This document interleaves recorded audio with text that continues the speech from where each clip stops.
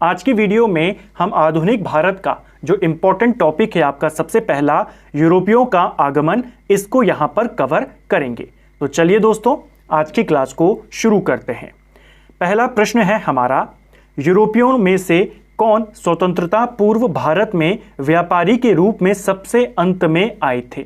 तो देखिए, अगर हम यूरोपियों के भारत आने की बात करते हैं, यहां पर आपको फ्रांस दिया गया है क्योंकि ये प्रीवियस ईयर का क्वेश्चन है। विकल्प यहां पर नहीं दिए गए हैं, सिर्फ क्वेश्चन और आंसर है। तो हो सकता है विकल्प में आपके जो 4 महत्वपूर्ण शक्तियां थी, पुर्तगाली, डच, अंग्रेज और फ्रांस, इन्हीं को विकल्प में दिया गया होगा। मैं आपको पूरा क्रम बता देता हूं ताकि आप इस क्वेश्चन में कभी भी गलत ना करें। भारत आने वाले यूरोपियों का क्रम था, सबसे पहले पुर्तगाली भारत आते हैं 1498 में। इसके बाद भारत में डच आते हैं 1595 में। इसके बाद अंग्रेज जो इंग्लिश थे ये भारत में आते हैं सन 1600 में। इसके बाद आती है फ्रांसीसी शक्ति 1664 में। तो जो टॉप 4 हैं उसमें अंतिम कौन है? फ्रांस है। फ्रांस के बाद भारत में डेनमार्क आता है 1616 में, और सबसे अंत में जो आता है वो स्वीडन है जो 1731 में आता है। तो इन 6 को आपने यहां पर याद करना है, ठीक है। चलिए, भारत का बादशाह उस समय कौन था जब ब्रिटेन की ईस्ट इंडिया कंपनी की स्थापना होती है? तो देखिए, ब्रिटिश ईस्ट इंडिया कंपनी ये बनती है सन 1600 ईस्वी में, और उस समय भारत में किसका शासन था? मुगल शासक अकबर का शासन था। 15 अगस्त 1947 के बाद भी भारत का कौन सा भाग पुर्तगाल के अधीन बना रहा था? तो देखिए, भारत में सबसे पहले आने वाली यूरोपीय शक्ति भी पुर्तगाल थी, और भारत से सबसे अंत में जाने वाली शक्ति भी पुर्तगाली थी। पुर्तगाली भारत में 1961 तक रहे। 1961 तक गोवा इनके अधीन में रहा। अब गोवा इनके अधीन में था, प्रश्न आता है गोवा इनके अधीन में गया कब? तो देखिए, 1510 में गोवा पर ये अपना अधिकार कर लेते हैं, और 1510 से लेकर 1961 तक गोवा पर इनका अधिकार रहता है। जो बीजापुर का शासक था यूसुफ आदिल शाह, उसको ये पराजित करता है पुर्तगाली जो उस समय सेना थी, और गोवा पर अधिकार करते हैं। ये भी पूछा जाता है कब कब्जा किया, किसने कब्जा किया था? तो उस समय जो पुर्तगाली गवर्नर था वो अल्बुकर्क था, ठीक है। भारत में फ्रांसीसियों ने अपना पहला कारखाना कहां पर लगाया था? तो देखिए, भारत में फ्रांसीसियों ने जो अपना पहला कारखाना लगाया था वो सूरत में लगाया था, इसको याद करना। पुर्तगालियों ने जो अपना पहला कारखाना लगाया वो कोचीन में लगाया था। अंग्रेजों ने भी पहला अपना सूरत में लगाया। डचों ने पहला मसूलीपट्टनम में, और फ्रांस ने अपना पहला सूरत में लगाया था 1668 में। कौन सा युद्ध निर्णायक युद्ध था जिसमें फ्रांसीसी हार गए और अंग्रेजों की सर्वोच्चता स्थापित हो गई? तो वो युद्ध था वॉन्डी वॉश का युद्ध। वॉन्डी वॉश का युद्ध 1760 में लड़ा गया, और इस युद्ध में जो फ्रांसीसी सेना थी, लाली के नेतृत्व में ये सेना लड़ रही थी। काउंट डी लाली इसका पूरा नाम था। इसके नेतृत्व में फ्रांस की सेना लड़ी, हार गई, और भारत से फ्रांस का जो शासन था, या कह सकते हैं जो फ्रांसीसी शक्ति थी, वो पूरी तरीके से खत्म हो गई। तो वॉन्डी वॉश का युद्ध आपने याद करना है। डच उस समय एक महत्वपूर्ण शक्ति थी। डचों के साथ 1759 में इस युद्ध से 1 वर्ष पहले एक लड़ाई लड़ी अंग्रेजों ने, जिसका नाम था वेदरा का युद्ध। तो वॉन्डी वॉश के युद्ध के साथ फ्रांसीसी शक्ति खत्म हुई। वेदरा के युद्ध से डच शक्ति भारत में खत्म हो गई थी, ठीक है। दोनों में कौन जीते थे? अंग्रेज जीते थे। डचों ने अपनी पहली फैक्ट्री 1605 में कहां पर स्थापित करते हैं? तो डचों ने अपनी पहली फैक्ट्री मसूलीपट्टनम में बनाई थी, 1605 में बनाई थी। मसूलीपट्टनम आपके आंध्र में पड़ता है। ब्रिटिश ईस्ट इंडिया कंपनी का प्रथम गवर्नर कौन था? तो देखिए, जो ब्रिटिश ईस्ट इंडिया कंपनी है इसकी स्थापना 1600 ईस्वी में होती है। जब ये कंपनी बनती है 1600 ईस्वी में, तो उस समय इसमें टोटल 217 पार्टनर्स थे, और इस कंपनी का जो गवर्नर बनाया गया था वो थॉमस स्मिथ को बनाया गया था। किसे जहांगीर ने खान की उपाधि से सम्मानित किया था? तो देखिए, खान की उपाधि, इंग्लिश खान की उपाधि दी थी हॉकिंस को। कैप्टन हॉकिंस इसका पूरा नाम था। मुगल दरबार में जाने वाला ये पहला अंग्रेज था। 1609 में ये मुगल दरबार में गया। जहांगीर उस समय शासक था, और जहांगीर ने इसे इंग्लिश खान की उपाधि दी थी। प्रथम कर्नाटक युद्ध का कौन सा तात्कालिक कारण था? तो पहले कर्नाटक युद्ध का तात्कालिक कारण अंग्रेजों द्वारा फ्रांसीसी जहाजों का अधिग्रहण था, इसको आपने ध्यान रखना है। हालांकि यूरोप में भी ये दोनों शक्तियां लड़ रही थी, वहां पर जो कारण था वो ऑस्ट्रिया का उत्तराधिकार था। भारत में भी मेन रीजन वो था, लेकिन जो तात्कालिक कारण था वो ये था कि अंग्रेजों ने फ्रांसीसी जहाजों पर अधिग्रहण कर लिया था। उस क्षेत्र की पहचान करें जहां से यूरोप वासियों को सर्वोत्तम शोरा और अफीम प्राप्त होता था। किसी एग्जाम में आपसे पूछा गया था कि किस क्षेत्र में अफीम की खेती की जाती थी उस समय, तो वो था बिहार। तो सर्वोत्तम शोरा और अफीम इनको कहां से मिलता था? बिहार से मिलता था। भारत में 1613 में अंग्रेजों ने अपनी पहली फैक्ट्री कहां स्थापित करी थी? तो देखिए, अंग्रेजों ने जो अपनी पहली फैक्ट्री बनाई थी वो सूरत में बनाई थी। ठीक है, ये आपकी पूरी फैक्ट्री बनती है 1613 में। मैंने आपको कहा इन्होंने अपनी पहली फैक्ट्री सूरत में बनाई थी। ये अपनी फैक्ट्री शुरू करते हैं 1608 में। ठीक है, सूरत में अपनी फैक्ट्री को शुरू करते हैं, लेकिन उस समय जो मुगल सम्राट था जहांगीर, उसने इनको परमिशन नहीं दी। इन्होंने अपना अस्थायी यहां पर फैक्ट्री को स्थापित किया और जहांगीर ने काम बंद करवा दिया, क्योंकि उस समय जहांगीर पुर्तगालियों के साथ संधि में था, पुर्तगालियों के साथ उसकी दोस्ती थी। जब यहां पर सूरत में इनको अनुमति नहीं मिली, अस्थायी फैक्ट्री स्थापित करके चले गए। इस बीच अंग्रेज 1611 में मसूलीपट्टनम में अपनी पहली स्थायी फैक्ट्री स्थापित कर लेते हैं और 1612 में जो पुर्तगाली थे, जो जहांगीर के साथ थे, उनको अंग्रेज, एक युद्ध होता है सवाली का युद्ध, सूरत के नजदीक ये युद्ध होता है और इस युद्ध में अंग्रेज पुर्तगालियों को हरा देते हैं, जिसको देखने के बाद जहांगीर अगले ही वर्ष 1613 में अंग्रेजों को सूरत में कंपनी खोलने की अनुमति दे देता है। तो कई बार क्वेश्चन आता है, इन्होंने अपनी पहली अस्थायी फैक्ट्री कहां पर लगाई थी? सूरत में। फैक्ट्री लगाने का पहला प्रयास कहां किया था? सूरत में। पहली स्थायी फैक्ट्री कहां लगाई? मसूलीपट्टनम में। ये पूरा जो आपको घटनाक्रम है वो मैंने बताया ताकि आपको चीजें याद रहें। नेक्स्ट है, पुर्तगालियों ने भारत में किस स्थान पर प्रथम दुर्ग का निर्माण किया था? तो ये इन्होंने कोचीन में किया था, अल्बुकर्क करता है।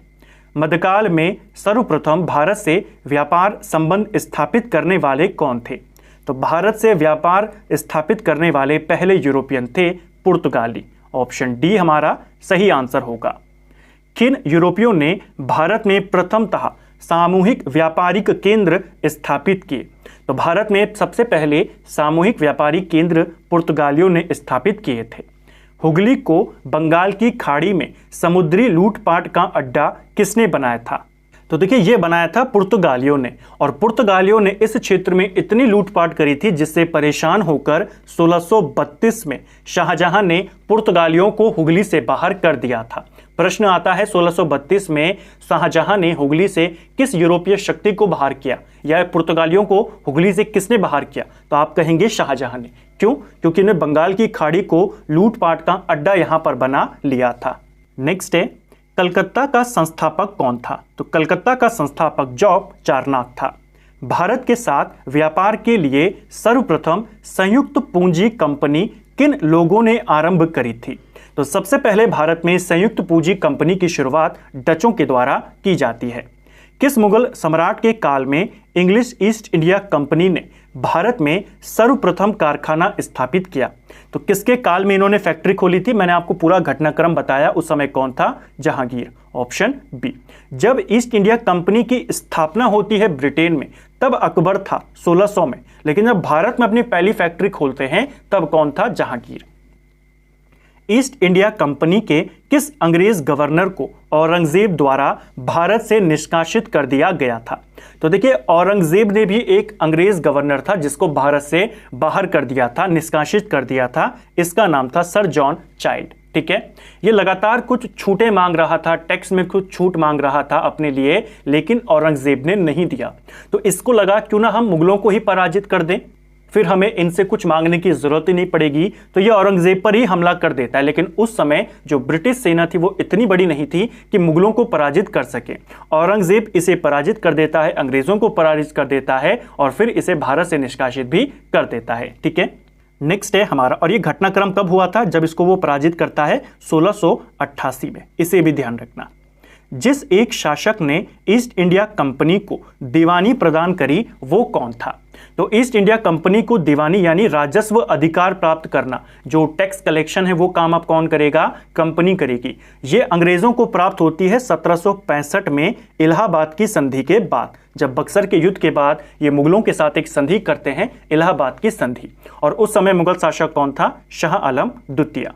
बंगाल की फैक्ट्रियों में से एक जो पुर्तगालियों द्वारा स्थापित की गई वो कौन सी थी? तो हुगली में था, ठीक है, क्योंकि बंगाल में इनका प्रमुख केंद्र हुगली था, इसको ध्यान रखना। एक द्वीप पर निर्मित भारत का बड़ा नगर कौन है? तो एक द्वीप पर बसा हुआ भारत का सबसे बड़ा नगर है मुंबई, इसको भी ध्यान रखना है। क्वेश्चन मुंबई को लेकर भी आपसे पूछे जाते हैं। अंग्रेज जो इस समय जो राजकुमार था चार्ल्स द्वितीय, उसकी शादी होती है पुर्तगाली राजकुमारी से जिसका नाम था कैथरीन। इन दोनों का विवाह 1661 में होता है और उस समय जो बंबई था वो पुर्तगालियों के अधिकार में था। तो जब ये शादी होती है 1661 में, पुर्तगाली दहेज में चार्ल्स द्वितीय को बॉम्बे दे देते हैं। एक तो आपको यह याद करना है अंग्रेजों के पास बॉम्बे चला गया।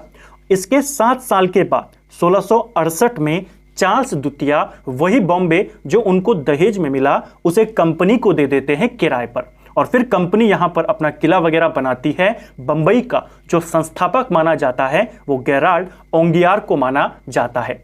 अंग्रेजों की भारत में 3 प्रमुख प्रेसिडेंसी थी। किसका संस्थापक कौन था? क्वेश्चन आता है। बॉम्बे प्रेसिडेंसी की अगर हम बात करें, इसका संस्थापक आपका गेराल्ड ओंगियार था। कलकत्ता का हमने ऊपर देखा जॉब चार्नोक था, और मद्रास का फ्रांसिस डे था। फ्रांसिस डे फ्रांस का नहीं था, अंग्रेज था, ठीक है। नेक्स्ट है हमारा 18वीं सदी में लड़े गए युद्धों का सही काल अनुक्रम क्या होगा? तो 18वीं सदी में लड़े गए युद्धों का सही अनुक्रम क्या है आपका? सबसे पहले अंबर युद्ध, फिर प्लासी युद्ध, वॉन्डिवॉश और फिर बक्सर। पुर्तगालियों ने 1499 में गोवा पर कब्जा किया था। भारत में यूरोपियों शक्तियों के प्रवेश के संदर्भ में उक्त कथन सही है या नहीं? तो ये कथन पूरी तरीके से गलत है, क्योंकि मैंने आपको कहा पुर्तगालियों के अधिकार में गोवा कब गया था? 1510 में। 1498 तो ये भारत आते हैं, तो इतनी जल्दी इतनी तगड़ी सेना नहीं बना सकते कि गोवा को बीजापुर से यहां पर ये छीन ले। तो ये वाला कथन आपका गलत है। भारत तक समुद्री मार्ग की खोज किसने करी थी? तो देखिए जो क्वेश्चन हम देखते हैं ना कि भारत की खोज किसने करी, भारत की खोज किसने करी, वो भारत की खोज नहीं है। भारत आने तक यूरोप से समुद्री मार्ग की खोज किसने करी? तो वो करी है पुर्तगालियों ने। और पुर्तगालियों में भी कौन था? वास्को डी गामा था। ब्रिटिशों ने भारत में सूरत में अपनी पहली फैक्ट्री स्थापित करने की अनुमति किससे प्राप्त करी थी? तो ये इन्होंने जहांगीर से ली थी। भारत के समुद्री मार्ग की खोज किसने करी थी? वास्को डी गामा ने। कहीं पर पुर्तगाली दे देता है, किसने करी? तो पुर्तगालियों ने। कहीं पर सीधा व्यक्ति का नाम दे देता है तो वो आपका वास्को डी गामा था, ठीक है। तीसरा कर्नाटक युद्ध की समाप्ति किस संधि से होती है? तो तीसरा कर्नाटक युद्ध आपके पेरिस की संधि के साथ समाप्त हुआ था। पेरिस की संधि 1763 में होती है। देखिए यूरोप में जो अंग्रेज थे और जो फ्रांस थे, इनकी लगातार लड़ाइयां होती रहती थी। 1756 में इनके बीच में सप्तवर्षीय युद्ध शुरू हुआ। भारत में भी ये दोनों लड़ने लगे। जब यूरोप में पेरिस की संधि हुई, उसी के साथ भारत में भी इसी के तहत युद्ध समाप्त किया गया। 1498 में वास्को डी गामा कालीकट में उतरा, तो किसने उसका स्वागत किया था? तो देखिए कालीकट में इसका स्वागत करता है वहां का जो स्थानीय राजा था जमोरिन, इसको याद करना। वास्को डी गामा को कालीकट तक लाने में मदद कौन करता है? उसका नाम था अब्दुल मनीद। दोनों का नाम आपने याद करना है, ठीक है। लाया कौन? मनीद। स्वागत किसने किया? जमोरिन ने। पुर्तगालियों ने भारत में सर्वप्रथम फैक्ट्री कहां स्थापित करी? तो पुर्तगालियों ने अपनी पहली फैक्ट्री कहां बनाई थी? कोचीन में बनाई थी, ठीक है। 1717 में कौन से मुगल सम्राट ने अंग्रेजों की ईस्ट इंडिया कंपनी को भारत में व्यापार पर विशेष अधिकार प्रदान करने का फरमान जारी किया था? तो यह फरमान 1717 में जो मुगल शासक था फर्रुखशियार यहां पर जारी करता है। ब्रिटिश के साथ बेसिन की संधि किस पेशवा ने करी थी? बेसिन की संधि आपके 1801 के करीब होती है। बाजीराव द्वितीय करते हैं। बाजीराव द्वितीय अंतिम मराठा पेशवा भी थे, इसे भी ध्यान रखना। ईस्ट इंडिया कंपनी के नेतृत्व में रॉबर्ट क्लाइव का उत्तराधिकारी कौन था? तो रॉबर्ट क्लाइव का उत्तराधिकारी वॉरेन हेस्टिंग था। किसे भारत में पुर्तगाली साम्राज्य का वास्तविक संस्थापक कहा जाता है? देखिए पुर्तगाली जो उपनिवेश था, जब पुर्तगालियों ने यहाँ पर शासन शुरू किया तो उनका पहला गवर्नर अल्मीड़ा था। लेकिन अगर वास्तविक संस्थापक पूछेगा आप अल्बुकर्क का नाम बताएंगे। इन दोनों में कंफ्यूजन नहीं होना, अल्मीड़ा पहला गवर्नर था, अल्बुकर्क दूसरा गवर्नर था।